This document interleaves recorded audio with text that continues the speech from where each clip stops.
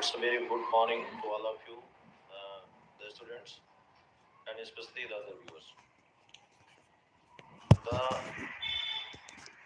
important session we have once again today, referring to the poetry section, and there is an also important poem, The Roadside Stand. The poem number 4 is. The poem is a contrast to take the earning of the city dwellers and the rural life people. The poet Robert Frost complains against the attitude of the rich men towards the villagers. And in this poem, there is a roadside stand set up by the village people to get some money to fulfill their needs. As we know that villagers are from poor background, hence it is not easy for them to get the money to enjoy the things as the city dwellers do. So here the roadside stands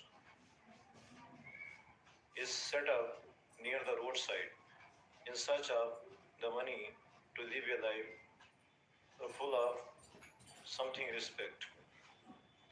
And the roadside stand, the people appeal the city dwellers or the rich men to stay there to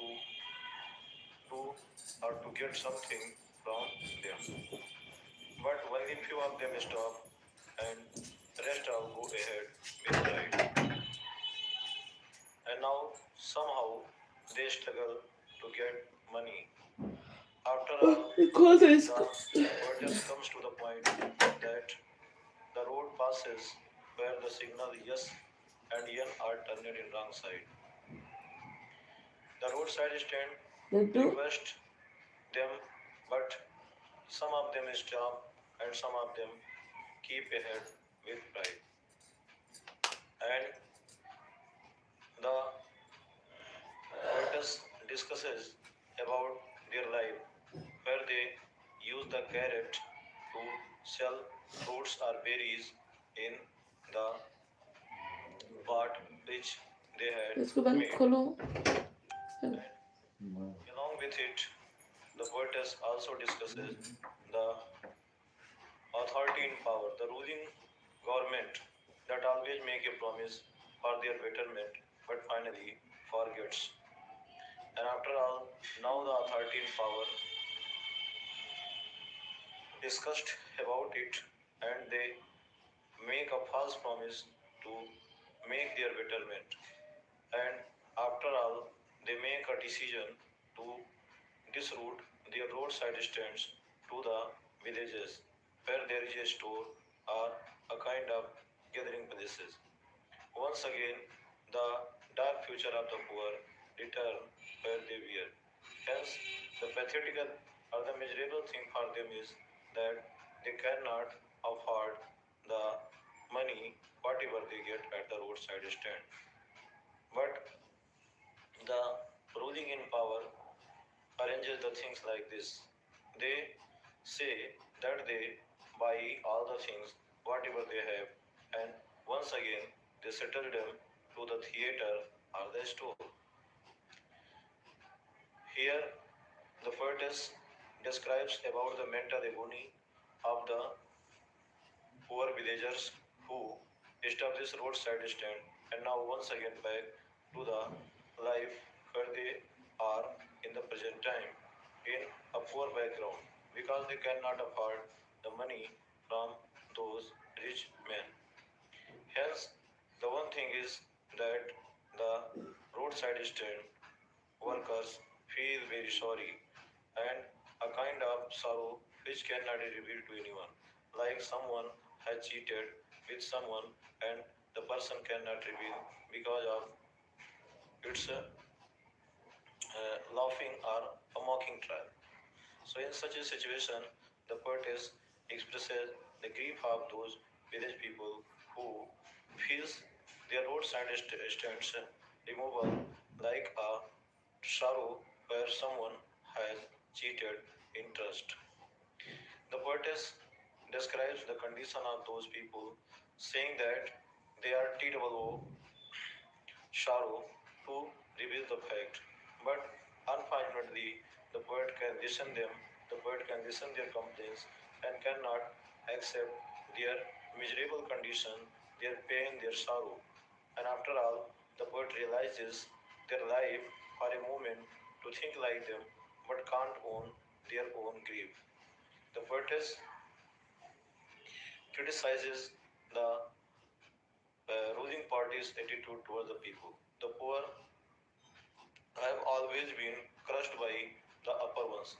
The poem is the criticism of life related to the poor people in the poor family background, where somehow they earn the money to live a life full of respect, something like the rich people. But unfortunately, they are limited once again to the village life where they were downcast and negative in approach, only looking like the one who are waiting for the hunt and waiting for the money somehow to manage the family, losing all the innovative, creative technique, whatever the rich ones have in the city.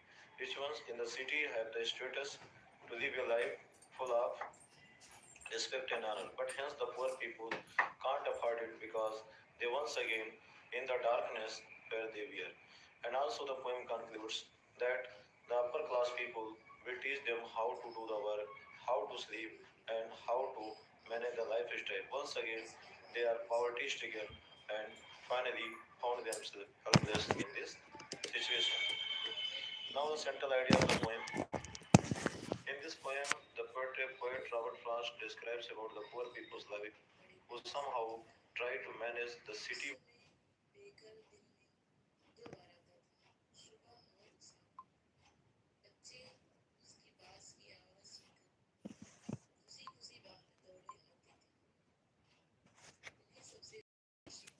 Money in their hands to establish a roadside stand, to appeal them to stay there for a moment to buy something, whatever this is. But after some time, the ruling party declares their establishment to the place in the village where there is a store or there is a theater, the people's gathering and to sell their things there. And it is a disappointed mark for the people who establish their roadside stand to live a respectable life. The poem is a criticism of the society where the poor people are always crushed. The poetess complains towards the people who are always under the effect of in such kind of adverse conditions. This is the central idea of the poem. Now the important questions belong to this lesson is what does the roadside stand appeal the traffic? Answer is the roadside stands appeal the traffic to stay there to buy their belongings. The next question, what does the ruling party has a plan to do for those roadside stands? The ruling party has a plan to re-establish them at the place where there is a store, a theater to live their life like the old ones. What is the contrast? What is the contrast in the poem to take about rich and the poor people? The poem is a contrast to take about the rich and poor people that the rich are enjoying their life full of respect and luxury, while the other hand the village people try to settle their life near the roadside to get the money but unable to do so. Why does the poet cannot own their grief? The poet cannot own their grief because it only those can realize who feel in such kind of situation. The poet can listen but can't find a solution for them. What type of poem is it? The poem is it a true picturization of the rural life and society where they always find themselves in poor background and poverty stricken. They can't afford for innovation in such a situation. Thus, the poet comes to an conclusion with a criticism of life in this important poem. Now, you think of this, you read this. If you have any difficulty in this particular poetic approach or a poetic lines or analysis, you can ask the questions different ways. And thanks for watching this important uh, poem and how to explain it is.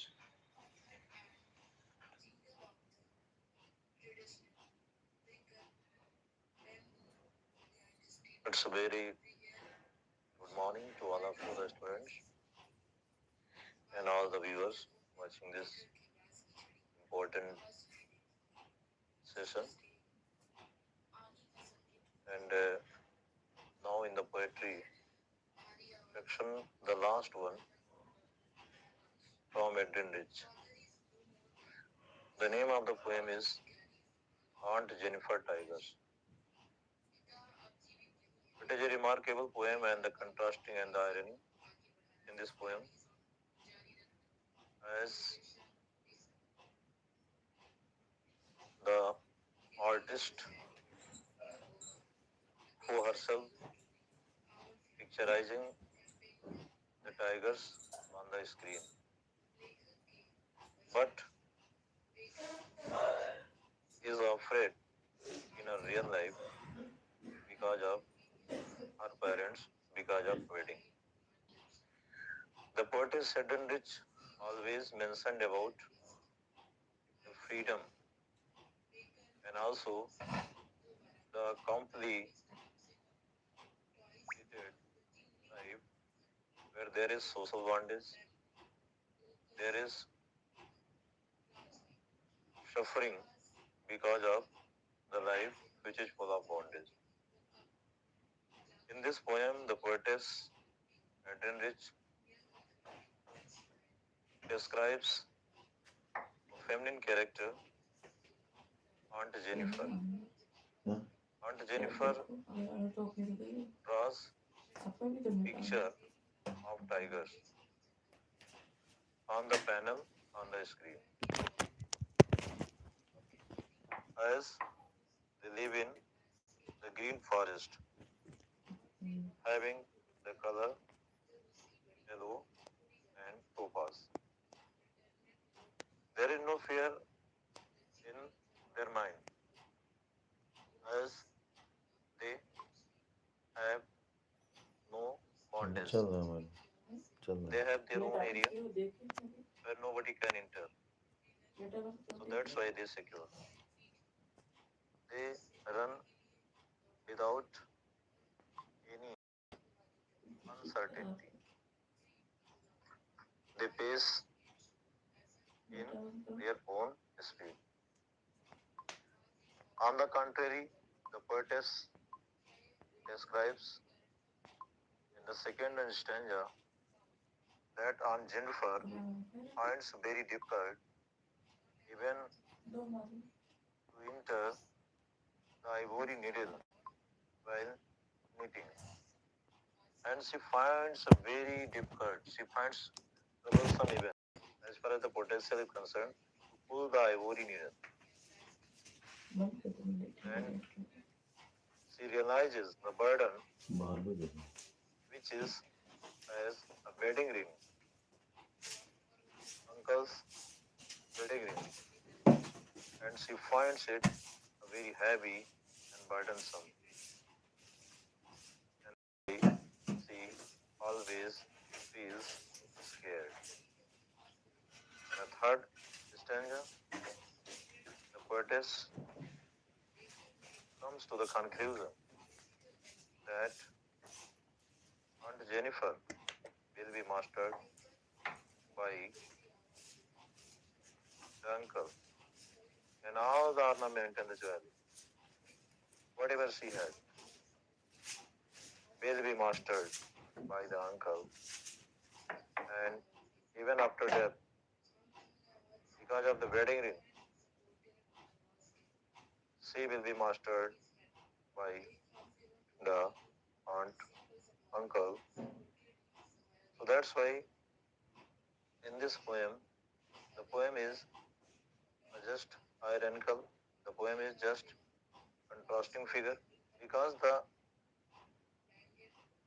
man, because one who draws a picture of a tiger who is a free without any bondage and move any fair. But on the contrary, one who draws it lives a life which is full of bondage, a life where there is anxiety, where there is a fear. Rich describes that what kind of life is bondage. And a human perspective where a man is dominating over a feminine character as a husband to a wife. Thus, the poem, though looks a very simple, but leaves lasting impression in their understandings. Now, we have some important questions related to this important poem. Stanza number first, how do the tigers is? The answer is very simple. The tiger is sleek without any fear. Question number two, where do the tigers denies? The word denies means live. The tigers denies in green forest. Question number third is there any fear in tigers? The answer is no, there is no any fear in tigers. Now we move to the second stanza, where the first question is how does rather the Aunt Jennifer find while knitting with ivory needle. Aunt Jennifer finds very hard to push or pull the ivory needle while knitting. How does she feel the how does she feel the wedding ring on her hand? She feels the wedding ring like a burden, which snatches her freedom. And the last stanza, there is a question: what will happen if Aunt Jennifer Tigers dies? If Aunt Jennifer Tigers dies, so she will depart from the world, but because of the wedding ring, she is mastered by. The poem is pathetic. The poem is picturizing or portraying two types of figure. One hand, the picture of the tigers that show the dominance in their atmosphere, in their area, while the other hand, a human being, one who draws a picture on the screen, will remain in bondage, remain in slavery because of married life when there is. Now we quick summary, a quick summary that is known as also, but the most important one, the central idea. In this poem, on Jennifer Tigers, the poetess Catherine Rich describes about Aunt Jennifer, who creates a picture of the tiger on the screen that run very fast. But on the other hand, she herself picturizes as Aunt Jennifer, where she finds very hard losing the freedom because of the marriage. And that's why the poem is a contrasting figure. On one hand, there is the tiger that runs fast without any fear. On the other hand, Aunt Jennifer finds herself uneasy because of the bondage of marriage. So these are the important points in this poem, and we have described it to our listeners in Hindi. Just a few lines for you. Kavita and Jennifer tigers एक ऐसी कविता है जिसमें एक व्यंग देखने को मिलता है।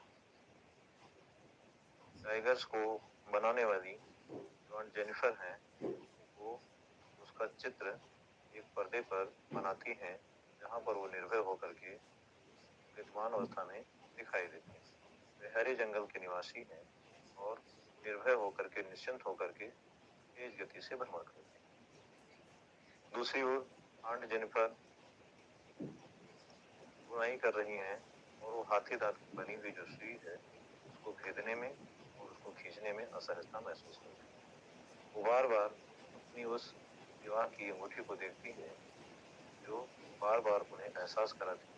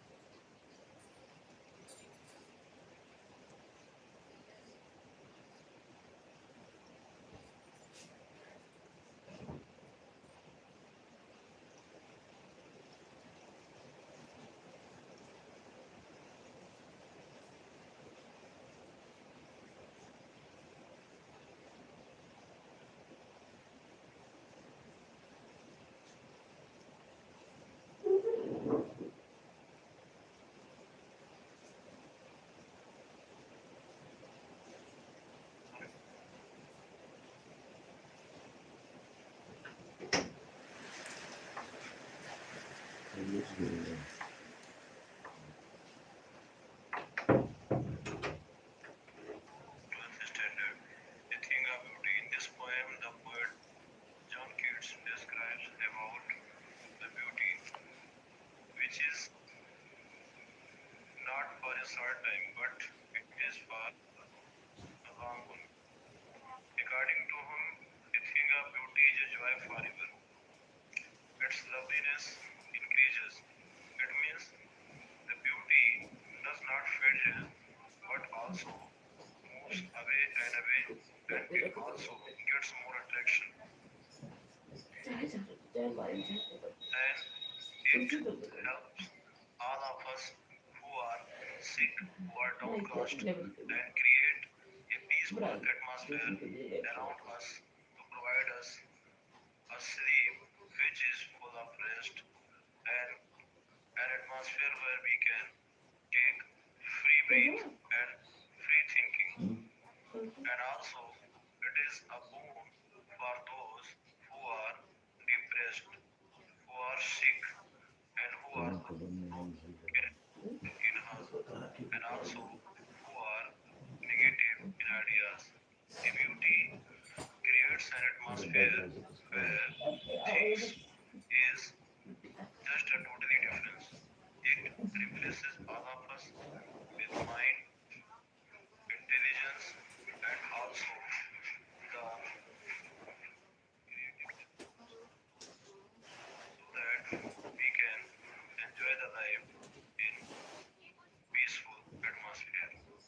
In this poem, the poet glorifies a thing of beauty which always provides the joy for all of us.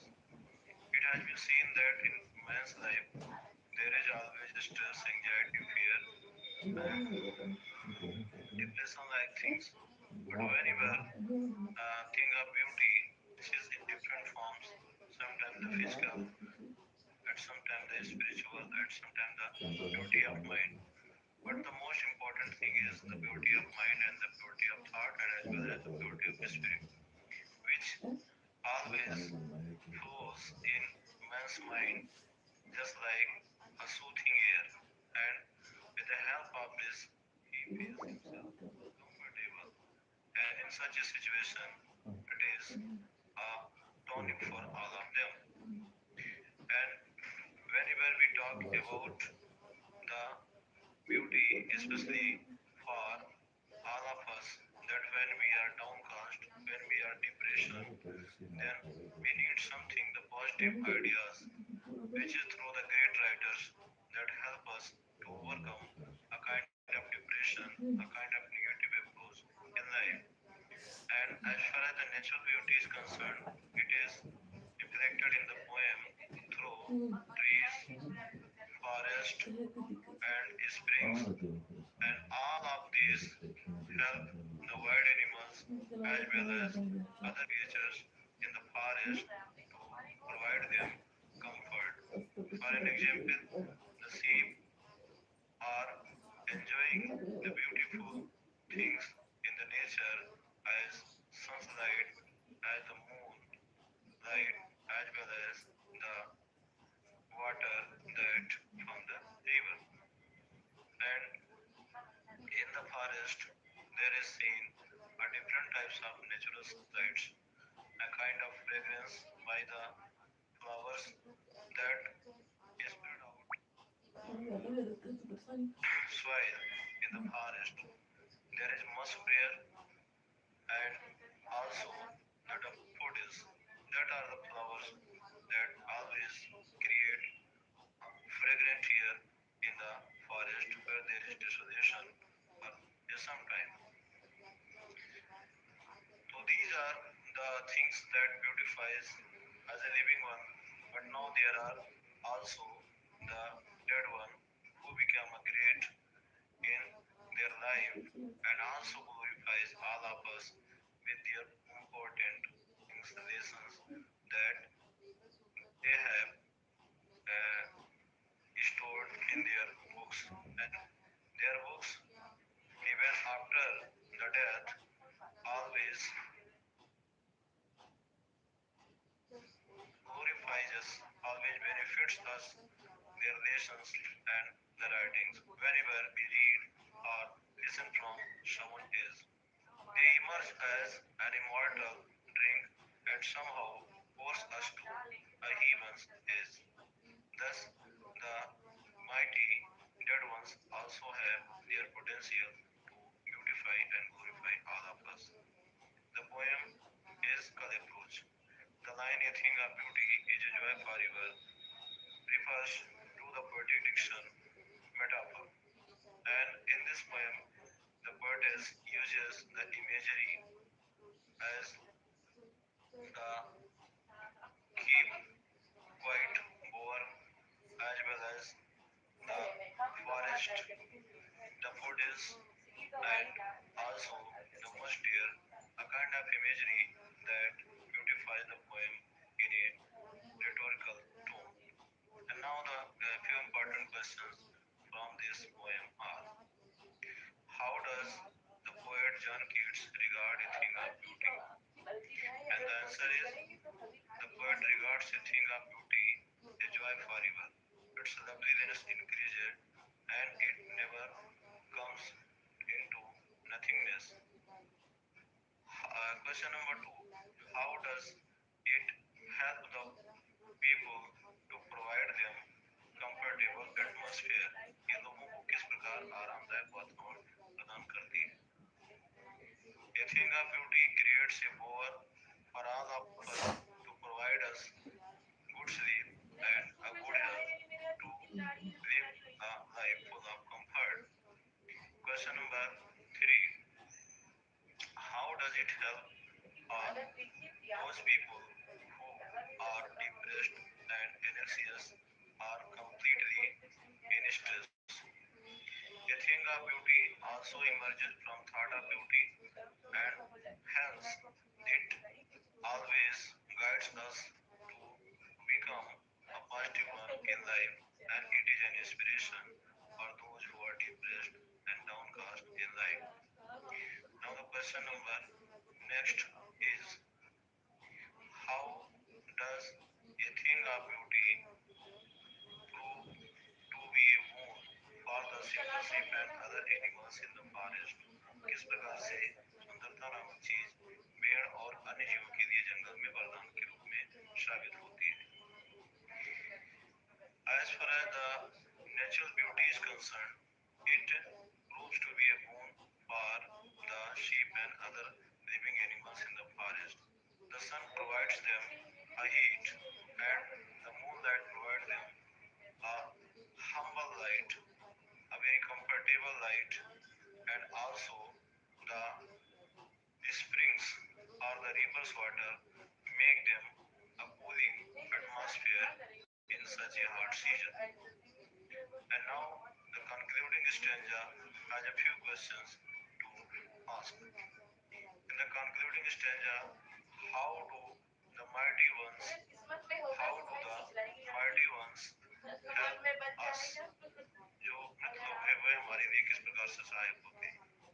The mighty ones leave their writing after their death. That always provides us several types of learning by their important lessons in their text or books whenever we read them. The question next is, how does they come on to us from the heaven? किस प्रकार से वे स्वर्ग से हमारे पास आती हैं? All their writings is just like an immortal drink, and it controls everywhere, and also as an immortal storage of drink, and finally it pours on to the poet from the edge of the heaven. So the poem comes to conclusion and with a reference like this.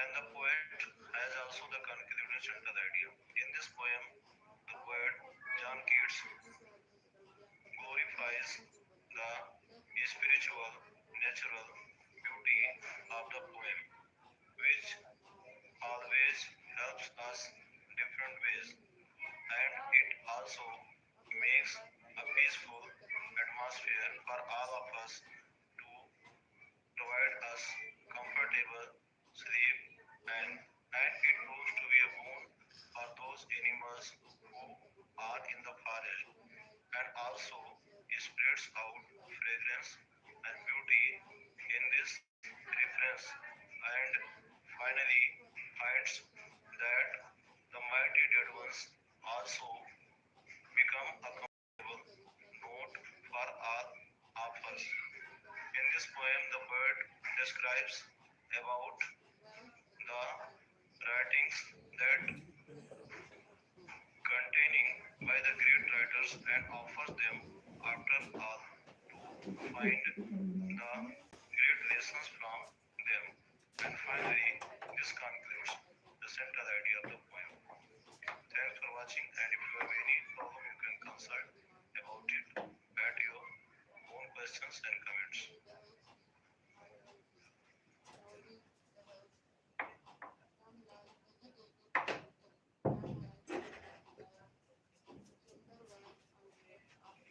It's a very good morning to all of you students. We are once again going to play Mr. Official channel, and it is an academic text, and that is the poetry section, which is poem number 2, Keeping Quiet, by छुट्टी भी साल भर भी Pablo जाते हैं Neruda. छुट्टियां लेकर A very marvelous poem, and it is an important for not only the सरकारी academic उनकी but also अपना छुट्टियां से फरियाद कर leaving a message to the entire humanity. 10 And 10 in दिन this की poem, छुट्टियां the हैं Pablo Neruda या सब चलन से has a simple यार theme इसको but which has universal appeal. मैंने In सुना this poem, the poet Pablo मर्जी से Neruda खाओ describes that he wants to go to count from 1 to 12 to make a silence in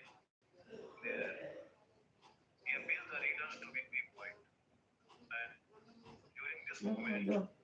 there is not much physical movement, and we will have to stand in an hour for a moment to think for ourselves and about your activity and where we are going to go as far as the aim or purpose is concerned. It is very necessary for all of us that what are we doing and where we are leading. As we know, in the modern world, we are too much engrossed to the money to gain money without thinking of our future generation as well as how to save the humanity. We are so much advanced in the society that we have developed nuclear weapons, and we are talking about the war which is with oil and gas. And in such a situation, if there is war, the things will be catastrophic. We shall lose all our creativity as well as the entire human perspective.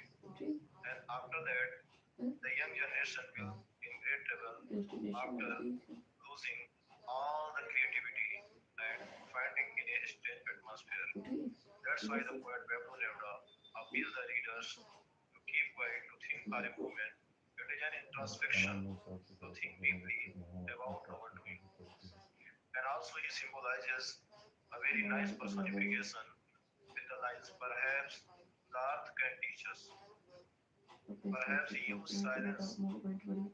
Extra. It means that when we as living beings are ignoring the fact, the reality of life, in such a situation, the earth can teach us to live together with love and friendship, fraternity, which we are going to अनियत losing life ये because थोड़ा of the live selflessness आकर of our feeling. And we are ignoring that the entire what human being are living on this earth. उठी कहाँ And पे whenever we are going to develop, we will have to think about the future generation and also about the existence of other living beings. As we find our environment too much polluted that we can't expect to live a peaceful life. In such a situation, it would be an exotic moment when you feel like a strangeness, when you have to maintain a peace and silence, suddenness. But it is the moment when we reflect our activity and all the ideology which is surrounding us. And for this perspective, we have to maintain peace, to understand ourselves and also the others, to avoid the situation like war. The world is full of beauty, the world is full of wonder, the world is full of so many varieties, and it is our responsibility to maintain and protect this. Now the questions based on this poem is concerned, there are a few important questions suggesting to you. The first one, why does the poet Pablo Neruda appeal the readers to keep quiet? The answer is very simple. The poet Pablo Neruda appeals the readers to keep quiet, to think deeply of themselves and their activity to maintain the peace in the world. Question number two, what kind of movement it would be? ये किस प्रकार का रचना होगा? It would be an exotic movement where we cannot spread our arms, legs, not too much like at that time. What does the poet want to say when he is going to count from 1 to 12? जब वो 1 से 12 तक की गिनती करेगा तो किसके बारे में बात कर रहा है? The poet just wants the readers to maintain a peace and silence, to reflect their ideas to their doings. And now we are going to move. There is a poetic device as far as the stanza is concerned, where there is a line, perhaps the earth can teach us. Earth is non-living one, but whenever we are going to present it, the activity like teaching or somewhere is, it is just belonging to as an animate, and hence we find it a personification. When something living was working like, when something non-living was working like a living was, as far as the person is concerned, it is a personification. The line, perhaps the earth can teach us as a poetic itself, and which is a personification. The poem has a universal appeal As far as the maintaining peace is concerned, it is necessary for the entire people in the world to think, as we are going to just go into the third world war, where we are going to talk about the nuclear war, which is the more dangerous than all this, and it may be harmful to the world and the entire living beings on the planet. We have to save the planet to maintain the peace, to think of our selves, to understand ourselves, and to understand others. Now, we have some words based on the central idea of the poem, as Pablo Neruda is in this central idea of the poem. In this poem, the poet Pablo Neruda appeals the readers for an introspection to think deeply about their own working style, about their own way of lifestyle, where they are leading to. He appeals the readers to maintain peace in the life to avoid the situation like war. When we think about ourselves, we find that what is the reality of life, and then we understand others to make a friendship and spread love among the people and to save the entire humanity, avoiding the situation like hate and some other ways. The poem is full of moral as well as an universal appeal. So this very is the central idea of the poem. Now, as some students feel the difficulty to find the particular terminology as well as the theme of the English perspective, hence I express my view especially on this poem in Hindi version. इस कविता में कवि पेबलो Neruda शांत रहने की appeal करता है। जैसा कि ये जो कविता है, इस कविता में शांति की आवश्यकता इसलिए है क्योंकि जो है लोग विचार करें कि उन्होंने अपने आप को और साथ ही साथ कितना नुकसान इस वातावरण को फैलाया है। जैसा कि वो लोग पूरी तरीके से कार्यरत हैं और कार्यरत होने के साथ साथ वह यह विचार नहीं कर पा रहे हैं कि उससे पर्यावरण को कितना नुकसान पहुंच रहा है।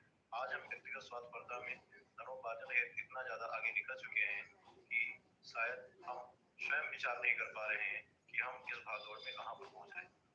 वस्तुतः स्थिति यह है कि समय रहते अगर हमने ये विचार नहीं किया तो हम अन्य वन्य जीवों को नुकसान पहुंचाएंगे ही, समस्त मानवता को भी नष्ट करने पर तुल जाएंगे। जैसा कि इस कविता में दर्शाया गया है कि कुछ लोग ऐसे हैं जो हरित युद्ध की बात करते हैं, कुछ लोग वैश्य युद्ध की बात करते हैं।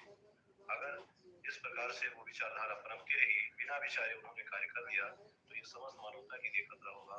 साथ ही साथ जो वन्य जीव इस धरती पर हैं उनके लिए भी अपने आप में खतरा होगा और यहाँ से सभ्यता के मिटने के आसार है। इसीलिए कवि अंत में डिस्कस करता है कि ऐसे युद्ध में भी जैसे युद्ध किसी को भी मिल सकती है, लेकिन जो आने वाली जनरेशन है, जो पीढ़ियां हैं, वो ऐसे माहौल में रहेंगी जहाँ पर सब कुछ वहाँ पर विचित्र और अजीब होगा और वे नए वातावरण में होंगे जहाँ पर उन्हें कुछ भी समझ में नहीं आएगा और वे पूरी तरीके से एक दूसरे के साथ बड़े ही विचित्र रूप में व्यवहार करेंगे।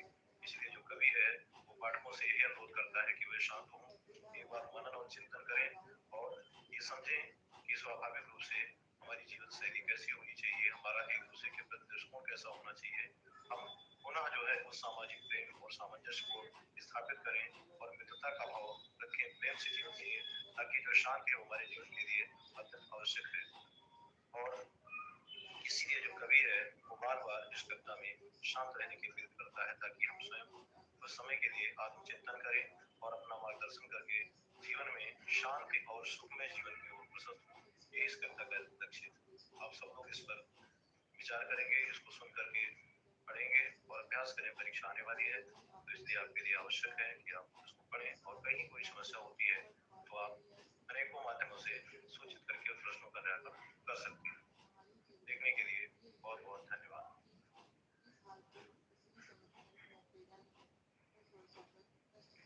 It's a very good morning to all of you. And now in poetry session, we are going to analyze the poem My Mother at 66 by Kamala Das. In this poem, the poet talks about the aging process which is common, but as the poetess is very close to her mother, she always has the fear to lose her looks very old and painful. She realizes the pain and also the aging process. While driving to Cochin, she realizes her mother sitting beside her in the plane. It was a closed news. She found her open dozing and a very big one like a corpse, lesson leaves. And after traveling some distance through an aeroplane, the poetess saw young children coming out joyfully of the house and the trees moving towards the forest. In this situation, the poetess, for a moment, is lost in such kind of ideology where she forgets about her mother's terrible oldness. But after all, as soon as she crosses the scene of the children and the running trees, she once again finds her mother standing few yards away in same pale face. And here the poetess smiles to her and expecting to see her again. And now we conclude the poetic diction in the poem. The poem is full of simile as far as the poetic diction is concerned. The words using like as so. The lines are as a late winter's moon, as sunlight curves. So these are the lines signifies the poetic diction, the figure of speech simile. The poem is pathetic one. Even in such a situation when anybody closes to anyone always has the fear in losing someone in old age. And now we move to the questions from this poem. The first question is, where was the poetess going? What did she see in aeroplane? The poetess was going to Cochin and she saw her mother sitting beside her. What thought forgot away and when? कौन से विचार चले गए और कब? When the poetess saw young children coming out of the house joyfully and trees running, she forgot the idea of her mother's terrible goodness. And now the third question is there. What is the poetic device in the line as a late winter's moon? As we have already mentioned, where the words used like as so with comparison, it is a simile. So in this line, it is a simile. And now we are going to just discuss about the central idea of the poem My Mother at 66. In this poem, the poetess Kamala Das describes about the aging process of a man, symbolizing her mother who is very weak with yellow face. And she describes about her childhood fear to lose her mother. And in this poem, she finds in such a situation when she looks at her old mother. After all, she forget the idea of her mother terrible oldness when she saw different sights as the young children coming out of the house and also the trees running. But at the same time, she finds her mother once again standing few yards away, and she waits her, seeing that she would see her again. Hence, the poem comes to conclusion that aging process is natural. It is a very important one, especially in a man's life. The poetess has a pathetic approach towards uh, humanity, which is presented in here. The poem is figure of speech and also the poetic beauty. In this poem, though it looks like a simple one, but a very beautiful and pathetic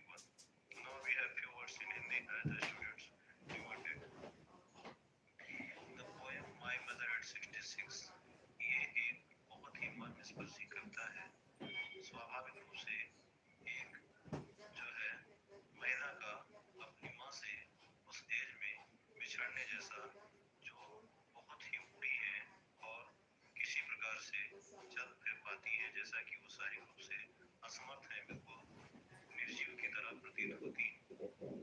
उनका जो चेहरे का भाव है वो मुंह खुला हुआ है, औंघाया हुआ है, और पूरी तरीके से ये जो भाव दिख रहा है ये बिल्कुल मृतप्राय की तरह होता है। इसलिए कविता जो है पूर्ण पे एक बड़ी ही मर्मस्पर्शी हो जाती है। कवित्री बैठी हुई है वायुयान में, लेकिन वो अपनी माँ के विषय में चिंतन कर रही है, और वो चिंतन करते हुए उनको अपने समीपस्थ पाती है। कुछ समय के उपरांत जब यात्रा आगे बढ़ती है तो वो जो है युवा बच्चों की फौज को देखती है जो अपने घर से बाहर आ रहे होते हैं, बड़े ही प्रसन्नचित्त मुद्रा में होते हैं, और उन वृक्षों को भी देखती है जो पूरी तरह से गतिशीलता में नजर आते हैं। जैसे ही वो इन सबको देखती है वो भूल जाती है कि स्वाभाविक रूप से उसकी माता जी कितनी बूढ़ी हैं, और उनका जो पुराना दर्द है वो कैसा है, क्योंकि ये एक प्रकार से परिवर्तन की स्थिति है जहाँ पर कुछ समय के लिए मन का चिंतन उन बच्चों की ओर और उन वृक्षों की ओर चला जाता है। लेकिन जीवन में जो वास्तविकता है वो पुनः हमारे चिंतन स्थल पे आती है, और एक बार फिर से जो कवित्री है वो पुनः अपनी माँ का चिंतन करती है, और सामने उनको कुछ गज की दूरी पर खड़ी हुई पाती है। वही पीला सब चेहरा, वही असमर्थ और कमजोर चेहरा, और वही जो है शारीरिक भाव, जिसको देखने के बाद में कवित्री फिर से उनसे विदा लेती है, और ये कहती है कि माँ आपसे शीघ्र मुलाकात होगी। इसके सिवाय कवित्री के पास कुछ था नहीं, वो बस केवल उन्हें देखकर मुस्कुराती गई और मुस्कुराती गई। कविता, जैसा कि पूर्व में विदित है, आप जान चुके हैं, मर्मस्पर्शी है, और जो एजिंग प्रोसेस है, बुढ़ापे की जो प्रक्रिया है, ये निरंतर सभी को आनी है। ये जीवन की स्वाभाविक रूप से सच्चाई है। अगर सामयिक जो है जीवन शैली का जिक्र किया जाए, मृत्यु का जिक्र किया जाए, स्वाभाविक रूप से ये जो उम्र है ये एक ऐसा पड़ाव है जहाँ पर हर किसी को अपनेपन का एहसास होता है, और अपनेपन से अलग होने पर उसको कष्ट का आभास होता है। कवित्री अपनी माता जी को छोड़कर जाने की स्थिति में नहीं थी, लेकिन चूंकि कुछ ऐसे महत्वपूर्ण कार्य होते हैं जिनको स्वाभाविक रूप से करने के लिए जाना पड़ता है, तो उसे इस चीज का डर लगा था कि कहीं उसकी माँ को कुछ हो न जाए, और यही जो डर था वो अपनी पूरी यात्रा में पाले हुई थी। यात्रा के दौरान बार बार उसको अपनी माँ का चिंतन होता था, और उस चिंतन के स्तर पर वो अपनी माँ की उस तस्वीर को बार बार देखती थी। कविता कवित्री का अपने माता के प्रति एक गहरे लगाव से संबंधित है, जिसमें वो बार बार उनके आने का जिक्र करती है। अलंकार की दृष्टि से देखा जाए तो अंग्रेजी में जिसको सिमरी कहा जाता है, उपमा अलंकार का समावेश है। इसके अंतर्गत सो, एंड, लाइक जैसे शब्दों का समावेश अगर पंक्तियों में दिखाई देता है तो वो जो कविता है वो उपमा अलंकार कही जाती है। इसमें दो लाइनें आई हैं जिसमें उपमा अलंकार का समावेश देखने को मिलता है, जैसे कि ऐसा like carbs as a late winter snow. ये दो जो पंक्तियां हैं ये उस उपमा अलंकार को दर्शाती हैं। कविता भले ही छोटी है, भले ही साधारण है, लेकिन इसकी जो विषय वस्तु है वो यूनिवर्सल है, और ये एक गहरा प्रभाव हमारे जीवन में छोड़ जाती है, जिसको हमको सहज स्वीकार करना होता है। कविता जीवन की उस अवस्था का वर्णन करती है जो ठीक बचपने का विपरीत होता है, वृद्धा अवस्था होती है, और इसके अंतर्गत बड़े बूढ़े होते हैं हमसे जो यहाँ केयर की जरूरत होती है। यही कवित्री अपनी माता के लिए कर रही थी, और जब वो वहां से निकल रही थी तो उसको अपनी माता से बिछुड़ने के बारे में बहुत ही अत्यधिक आभास हो रहा था, इसलिए बार बार उसको अपनी माँ की याद आ रही थी, और हमेशा उनको अपने आसपास पा रही थी। यद्यपि कुछ ऐसे दृश्य थे जिनसे वो थोड़े समय के लिए अपनी माता जी के उस चिंतन से दूर होती थी, लेकिन वास्तविकता यही थी कि फिर से वो जो चिंतन है वो उसके पास वापस आ जाता था।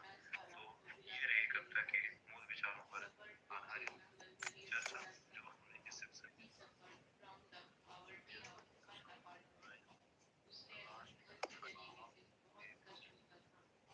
the city where she was